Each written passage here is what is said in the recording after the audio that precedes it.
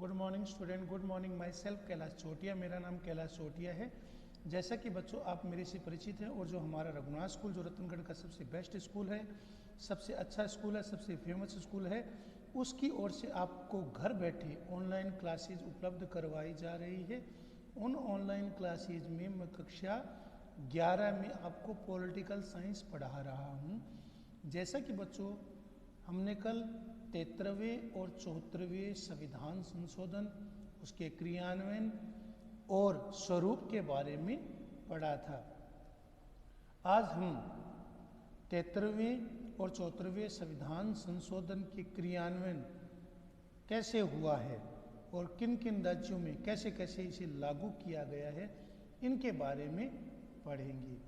जैसा कि बच्चों आपको पता है कि अब सभी प्रदेशों में 73वें संविधान संशोधन के प्रावधानों को लागू करने के लिए कानून बना दिया गया है। तो 73वें संविधान संशोधन 73वें संविधान संशोधन के प्रावधानों को लागू करने के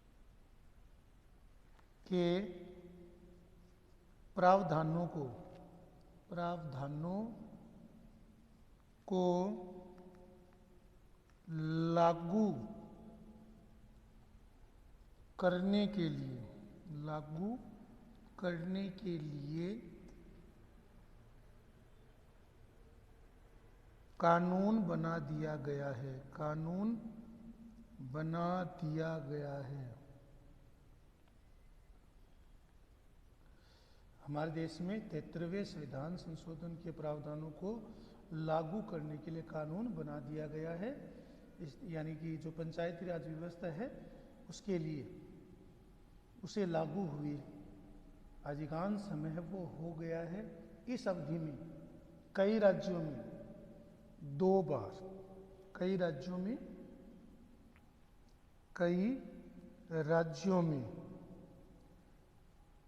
बार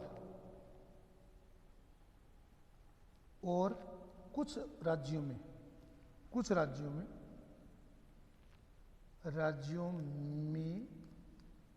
3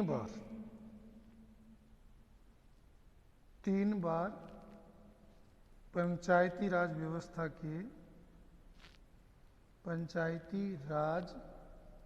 व्यवस्था के अनुसार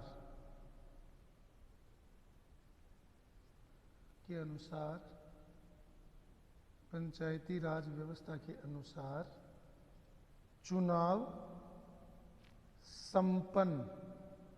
संपन्न हो चुके हैं। जैसे राजस्थान और मध्य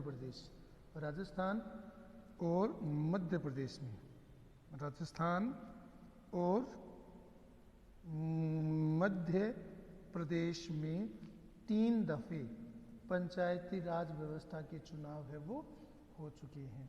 तो कई राज्यों में 2 बार, कुछ राज्यों में 3 बार पंचायती राज व्यवस्था के अनुसार है वो चुनाव संपन्न हो चुके हैं। जैसे राजस्थान और मध्य प्रदेश जैसे राज्य हैं जहां पर इन स्थानीय निकायों के 3 बार से अधिक है वो चुनाव है वो हो गए हैं। अब सभी प्रदेशों ने 73वें संविधान के प्रावधानों को लागू करने के लिए कानून बना दिया गया है। इन प्रावधानों को अस्तित्व में अब 10 वर्ष से ज़्यादा हो गए हैं। इस अवधि में अधिकांश प्रदेशों में स्थानीय निकायों के चुनाव है वो कम से कम तो 2 बार हो ही चुकी हैं। और मध्य प्रदेश और राजस्थान जैसे कुछ राज्य हैं वहाँ पर तो 3 बार है वो स्थानीय निकायों के ग्राम पंचायत, पंचायत समिति और जिला परिषद के चुनाव है वो हो चुके हैं। तो जैसा आपको पता है आज ग्रामीण भारत में जो जिला परिषद है, जिला पंचायत है, उनकी संख्या है वो 600 से ज़्यादा है। आपको पता है भारत में जिला पंचायतें हैं जिसे हम जिला परिषद कहते हैं, उनकी संख्या है वो 600 से ज़्यादा है। जो ब्लॉक स्तर पर पंचायत समिति है उनकी संख्या 6000 और ग्राम पंचायत उनकी संख्या 2,40,000 है। तो जैसा मैंने आपको कहा है कि आज भारत में जो पूरा भारत है जिसे हम रूरल इंडिया कहते हैं, तो जिला पंचायतें हैं। जो जिला पंचायतें बेटा, जिला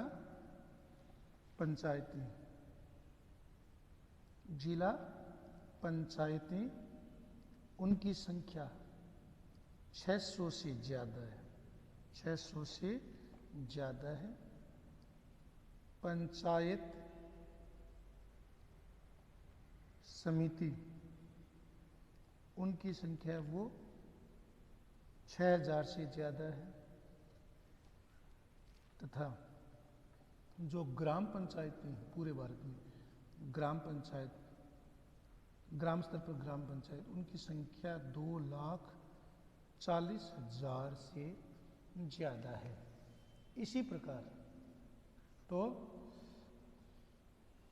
भारत में ग्राम पंचायतों की संख्या वो 2,40,000 है, जबकि शहरी भारत में 100 से अधिक नगर निगम, 100 से अधिक नगर निगम वाले नगर हैं। 100 से अधिक नगर निगमों का गठन कर दिया गया है। तो शहरी क्षेत्रों में 100 से अधिक, 100 से अधिक है वो नगर निगम है। 100 से अधिक क्या है? नगर निगम। और 1400 नगर पालिका, 1400 क्या है? 1400 नगर पालिका, नगर पालिका। और 2000 से अधिक है 2000 नगर पंचायत, नगर पंचायत है वो मौजूद है। तो 100 से अधिक नगर निगम, 1400 से अधिक नगर पालिका और 2000 नगर पंचायत है। उसी स्तर पर पूरे भारत में जो ग्रामीण स्तर पर पंचायती राज व्यवस्था है, जिसके तहत जो जिला पंचायतें उनकी संख्या 600 से ज़्यादा है, पंचायत समिति उनकी संख्या 6000 के करीब है और ग्राम पंचायत उनकी संख्या 2,40,000 है। तो पंचायती राज व्यवस्था के तहत 73वें संविधान संशोधन के तहत करीब 600 जिला पंचायतों का गठन हो गया है पूरे देश में। पंचायत समिति करीब 6000 से ज़्यादा हैं और ग्राम पंचायत उनकी संख्या 2,40,000 है। उसी प्रकार पूरे भारत में 100 से अधिक नगर निगम, 1400 से के करीब नगर पालिका और 2000 के करीब नगर पंचायत है वो उनका गठन किया गया है। हर 5 वर्ष तक पर इन निकायों के लिए 32 लाख सदस्यों का निर्वाचन होता है। हर 5 वर्ष में 32 लाख जो सदस्य होते हैं, 32 लाख सदस्यों का चुनाव है वो हर 5 वर्ष बाद में होता है। 32 लाख सदस्यों का चुनाव है वो होता है। 32 लाख सदस्यों का चुनाव है वो होता है। तो 32 लाख सदस्य उनका चुनाव है वो हर प्रतिवर्ष 5 वर्ष, हर 5 वर्ष के उपरांत, प्रतिवर्ष नहीं 5 वर्ष के उपरांत है वो होता है। तो जिनमें से 1/3 1/3 करीब 13 लाख महिलाएं भी हैं, 13 लाख महिलाएं हैं। 1/3 1/3 सीटें वो महिलाओं के लिए आरक्षित है। तो 13 लाख महिलाएं हैं, वो उनका चुनाव भी प्रति 5 वर्ष पश्चात ग्राम पंचायत, पंचायत समिति, जिला परिषद, नगर पालिका, नगर परिषद और नगर निगम के लिए उनका चुनाव है वो होता है। तो प्रति 5 वर्ष बाद 32 लाख सदस्यों का चुनाव होता है, जिसमें 13 लाख केवल और केवल महिलाएं हैं। जैसा मैंने आपको बताया है, यदि प्रदेश की विधानसभा और संसद पर एक साथ नजर देखें तो भी इनसे निर्वाचित जनप्रतिनिधियों की संख्या 5000 से कम बैठती है, जबकि स्थानीय स्तर पर स्थानीय निकायों के चुनाव के कारण जो निर्वाचित जनप्रतिनिधि है उनकी संख्या में भारी इजाफा हुआ है। तो जो यदि हम संसद की ओर देखें तो पूरे देश में विधानसभा और संसद के कुल सदस्यों की संख्या 5000 से ज़्यादा नहीं बैठती, जबकि जो स्थानीय निकाय हैं उनमें बड़ी मात्रा में जनप्रतिनिधियों की संख्या में भारी इजाफा है वो हुआ है। तो एक बात एकदम जाहिर है कि 73वें और 74वें संविधान संशोधन ने देश भर की पंचायती राज संस्थाओं और नगर पालिका की संस्थाओं की बनावट को एक जैसा किया है। तो 73वें और 74वें संशोधन में 73वें और 74वें ने जो ग्रामीण स्थानीय निकाय हैं, ग्रामीण स्थानीय निकाय, ग्रामीण स्थानीय निकाय एवं जो नगर पालिका है, उनके स्वरूप को एक जैसा किया है, एक जैसा किया है, उनके स्वरूप को एक जैसा किया है। तो 73वें और 74वें संशोधन ने ग्रामीण स्थानीय निकाय एवं नगर पालिका के स्वरूप को एक जैसा बनाया है, उनके स्वरूप को एक जैसा किया है। जैसा मैंने आपको बताया है, इन स्थानीय संस्थाओं की मौजूदगी ही अपने आप में एक उपलब्धि है। इससे क्या हो, उसमें जनता की भागीदारी बढ़ी है, जनप्रतिनिधियों की संख्या में बढ़ोतरी हुई है। इसमें जनता है, आपको पता है, जैसा कि आपको पता है, जनता एमएलए और एमपी के चुनाव में इतना इंटरेस्ट नहीं लेती, जबकि जो स्थानीय निकाय के चुनाव होते हैं, ग्राम सभा, ग्राम पंचायतों की, पंचायत समितियों की और जिला परिषद के चुनाव है, उसमें जनता है वो बढ़ चढ़कर भाग लेती है। इसी प्रकार नगर पालिका, नगर परिषद और नगर निगम के चुनाव में जनता है वो बढ़ चढ़कर भाग लेती है। तो चाहे पंचायत हो नगर पालिका, उनके लिए महिलाओं के लिए आरक्षण का प्रावधान हो गया है और 1/3 सीटें हैं, 1/3 जो सीटें हैं वो महिलाओं के लिए, महिलाओं के लिए आरक्षित कर दी गई है, आरक्षित की गई है। महिलाओं के लिए 1/3 सीटें हैं वो आरक्षित कर दी गई हैं। तो जैसा मैंने आपको बताया है कि पंचायती और नगर पालिकाओं में महिलाओं के लिए आरक्षण के प्रावधान के कारण स्थानीय निकायों में महिलाओं की भारी संख्या में मौजूदगी सुनिश्चित हुई है। आरक्षण का प्रावधान अध्यक्ष और सरपंच जैसे के लिए भी है। आरक्षण की व्यवस्था है वो अध्यक्ष, सरपंच, इसके अलावा नगर पालिका अध्यक्ष, नगर परिषद के सभापति, नगर निगम के लिए महापौर, उप महापौर, इसी प्रकार सरपंच, जिला प्रमुख, प्रधान, इनके लिए भी महिलाओं के लिए उनके पद है वो आरक्षित है। इसी कारण निर्वाचित महिला जनप्रतिनिधियों की एक बड़ी संख्या अध्यक्ष और सरपंच जैसे पदों पर आसीन हुई है। आज कम से कम 200 महिलाएं वो जिला पंचायतों की अध्यक्ष है। देश में 600 जिलों में से करीब 200 महिलाएं हैं वो जिला पंचायतों की अध्यक्ष है। 2000 महिलाएं प्रखंड या पंचायत समिति के अध्यक्ष हैं, जबकि ग्राम पंचायतों में सरपंचों की संख्या करीब महिला सरपंचों की संख्या, मैंने आपको कहा कि 2,40,000 हमारे देश में जो 2,40,000 है वो ग्राम पंचायतें, उनमें 80,000 से ज़्यादा सरपंच है वो केवल महिलाएं हैं। उसी प्रकार नगर निगम, हमारे देश में आपको पता है 100 से अधिक नगर निगम है, उनमें जो मेयर या महापौर है उनमें 30 है वो महिलाएं। इसी प्रकार नगर पालिका में 500 से ज़्यादा महिलाएं हैं वो अध्यक्ष के पद पर आसीन है। लगभग 650 नगर पंचायतों में प्रधानी महिलाओं के हाथ में है। तो संसाधनों पर अपने नियंत्रण की दावेदारी करके महिलाओं ने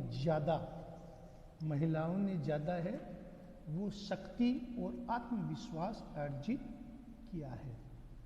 तो मैंने आपको बताया इन संस्थाओं में महिलाओं की मौजूदगी के कारण, क्योंकि इन स्थानीय निकायों, नगर पालिका, नगर परिषद और नगर निगम में जो महिलाओं की मौजूदगी, उसी के कारण बहुत सी स्त्रियां उन्होंने क्या है कि राजनीति के काम धंधे में उनकी समझ है वो पहले से ज़्यादा बढ़ी है, वो ज़्यादा साक्षर हुई हैं, राजनीतिक क्रियाओं में, राजनीतिक क्रियाकलापों में पहले से ज़्यादा सक्रिय रूप से वो भाग लेने लगी है।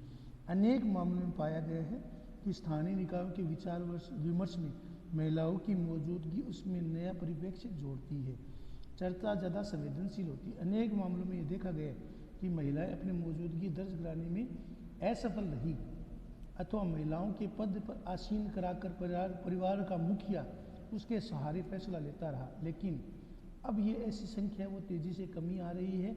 आज महिलाएं वो पुरुषों के मुकाबले कहीं ज़्यादा शिक्षित है, पढ़ी लिखी हैं और वो सक्रिय रूप से इन स्थानीय निकायों में उनके राजनीतिक क्रियाकलापों में भाग ले रही हैं। तो जैसा आपको पता है, अनुसूचित जाति और अनुसूचित जनजाति के लिए, एससी और एसटी के लिए, एससी और एसटी के लिए शेड्यूल कास्ट, एससी एवं एसटी, शेड्यूल कास्ट और शेड्यूल ट्राइब, शेड्यूल कास्ट और शेड्यूल ट्राइब के लिए आरक्षण को संविधान संशोधन ने ही अनिवार्य बना दी। इसके साथ ही अधिकांश प्रदेशों ने पिछड़ी जाति के लिए आरक्षण का प्रावधान बनाया है। आपको पता है कि अधिकांश प्रदेशों में जहाँ पर ओबीसी की संख्या, ओबीसी की आबादी, अदर बैकवर्ड क्लासेज जिसे हम अन्य पिछड़ा वर्ग कहते हैं, उनकी आबादी ठीक ठाक है, तो उनके लिए भी आरक्षण है वो लागू किया गया है। भारत की जनसंख्या, जो भारत की टोटल पॉपुलेशन है, उसमें बेटा 16.2% है वो एससी है और 8.2% है वो एसटी है। तो भारत की आबादी की, भारत की जो टोटल आबादी है उनमें 16.2% आबादी है वो अनुसूचित जाति और 8.2% आबादी है वो अनुसूचित जनजाति की पॉपुलेशन है। 16.2% अनुसूचित जाति के लोग भारत में और 8.2% है वो अनुसूचित जनजाति के लोग हैं वो भारत में हैं। तो भारत की जनसंख्या में 16.2% है वो अनुसूचित जाति के लोग हैं और 8.2% है वो अनुसूचित जनजाति के लोग हैं वो रहते हैं। स्थानीय शासन में शहरी और ग्रामीण संस्थाओं में निर्वाचित इन समुदायों के सदस्यों की संख्या, जो स्थानीय निकाय हैं, पंचायती राज व्यवस्था है या नगर पालिका या शहरी निकाय हैं, उनमें अनुसूचित जाति और अनुसूचित जनजाति की जो जनसंख्या है, एससी और एसटी की जो जनसंख्या है, वो इन स्थानीय निकायों में 6.6 लाख के करीब है। 6.6 लाख के करीब आबादी है, एससी एसटी है वो स्थानीय निकायों में उच्च पदों पर आसीन है। इससे स्थानीय निकायों की सामाजिक बनावट में भारी बदलाव आया है। ये निकाय जिस सामाजिक सच्चाई के बीच काम कर रहे हैं, अब उस सच्चाई के नुमाइंदगी की नुमाइंदगी इन निकायों के जरिए ज़्यादा हो रही है। तो मैंने आपको बताया कि स्थानीय निकाय में शहरी और ग्रामीण संस्थाओं में निर्वाचित इन समुदायों की संख्या है वो 6.6 लाख है। इससे स्थानीय निकायों की सामाजिक बनावट में भारी बदलाव आया है। ये निकाय जिस सामाजिक सच्चाई के साथ काम कर रहे हैं, अब उन सच्चाई की नुमाइंदगी इन निकायों के जरिए है वो हो रही है। तो करीब एससी और एसटी के 6.6 लाख प्रतिनिधि है वो काम कर रहे हैं। एससी एसटी के करीब 6.6 लाख प्रतिनिधि है वो इन स्थानीय निकायों के माध्यम से उच्च पदों पर काम कर रही हैं। कभी कभी इससे तनाव पैदा होता है। जो तबका सामाजिक रूप से प्रभावशाली है, जो तबका है वो सामाजिक रूप से प्रभावशाली होने के कारण गांव पर अपना नियंत्रण रखता है, तो वह इस दबदबे को छोड़ना नहीं चाहता। इससे सत्ता के लिए संघर्ष है वो तेज हो जाता है। लेकिन तनाव और संघर्ष हमेशा बुरे नहीं होते। जब भी लोकतंत्र को ज़्यादा सार्थक और ताकत से वंचित लोगों को ताकत देने की बात होती है, तो समाज में संघर्ष और तनाव होता है।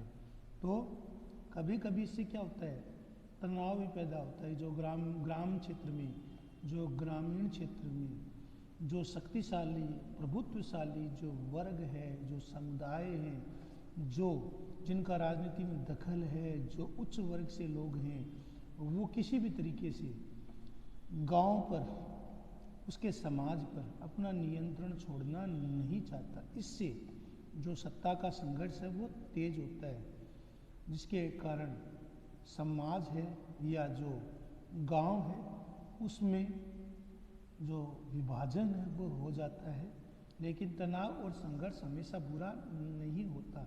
जब भी लोकतंत्र को ज़्यादा सार्थक और ताकतवर बनाने के लिए जो ताकत से वंचित लोग हैं उनको ताकत देने की कोशिश हमेशा होती रहती है, तो हमेशा समाज में संघर्ष होता है, तनाव होता है।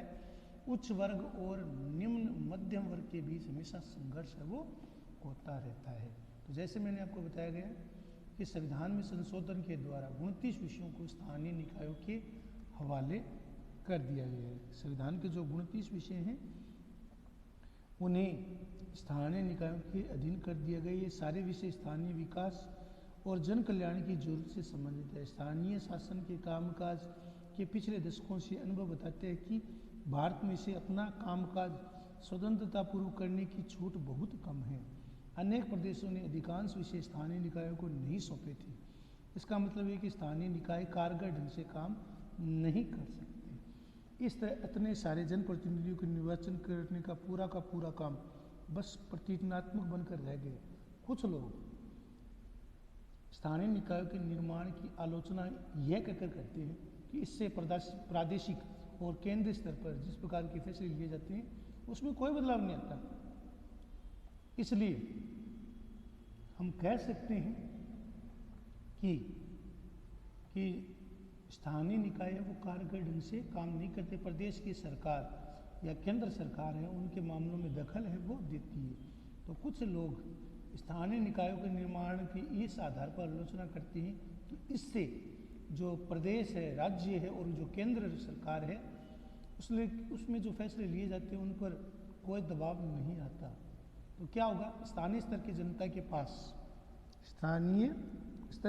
के पास लोक कल्याण के कार्यक्रम और संसाधनों के आवंटन के बारे में विकल्प चुनने की ज़्यादा शक्ति नहीं होती। तो स्थानीय स्तर की जनता के पास, जैसे मैंने आपको कहा, स्थानीय स्तर पर चाहे शहरी स्थानीय निकाय हो चाहे ग्रामीण स्थानीय निकाय हो, चाहे ग्रामीण में ग्राम पंचायत, पंचायत समिति और जिला परिषद, और शहरों में नगर पालिका, नगर परिषद और नगर निगम। तो स्थानीय स्तर की जनता के पास लोक कल्याण के कार्यक्रम और संसाधनों के आवंटन के विषय में विकल्प चुनने की ज़्यादा शक्ति है वो नहीं है। तो मैंने आपको बताया है कि कुछ लोग ये कहते हैं कि केंद्र और राज्य सरकार के दबाव और उनके टकराव के कारण ये जो स्थानीय निकाय हैं, स्थानीय संस्थाएं हैं, वो ज़्यादा प्रभावी नहीं है, सशक्त नहीं है, ज़्यादा मजबूत नहीं है।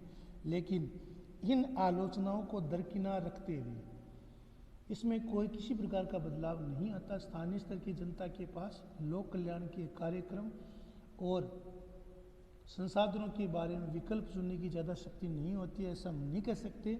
स्थानीय निकाय हैं, चाहे ग्रामीण स्तर पर पंचायती राज व्यवस्था हो या नगर पालिका जैसी स्थानीय निकाय हो, उनके पास सख्त, मजबूत, प्रेरणादायी नेतृत्व है, वो ज़्यादा सशक्त, मजबूत रूप से काम कर रहे हैं। स्थानीय स्तर पर इनकी भागीदारी वो बड़ी है। स्थानीय क्षेत्र में चाहे ग्राम पंचायत, पंचायती राज व्यवस्था हो या नगर पालिका या शहरी निकाय हो, उसमें महिलाओं की भागीदारी है वो तेज़ी से बढ़ी है। समाज में जो वंचित वर्ग है, अनुसूचित जाति, अनुसूचित जनजाति है, उसमें ज़्यादा राजनीतिक जागृति आई है। वो उनके राजनीति के बारे में उनकी जो समझ है वो ज़्यादा पैनी हुई है, ज़्यादा वो सशक्त हुए हैं। स्थानीय निकायों में महिला की मौजूदगी है वो नया परिप्रेक्ष्य जोड़ती है, क्योंकि जो महिलाएं वो ज़्यादा संवेदनशील होती है और स्थानीय समस्याओं के प्रति ज़्यादा जागरूक रहती हैं। अनेक मामलों में क्या होता है कि जो स्थानीय स्तर की जनता है उनके पास लोक कल्याणकारी के कार्यक्रम और संसाधनों के आवंटन के बारे में विकल्प चुनने की ज़्यादा शक्ति नहीं होती, जिसके द्वारा अब 73वें और 74वें संविधान संशोधन के द्वारा इन स्थानीय निकायों को सशक्त और मजबूत बनाया गया है। इसके बाद में जो बेटा टॉपिक है उसको हम कल पढ़ेंगे। ये आपका होमवर्क है, इसको लिखना है, याद करना है, और जो मैंने लिखा है उसको भी लिख कर याद करना है। ये आपका होमवर्क है। धन्यवाद।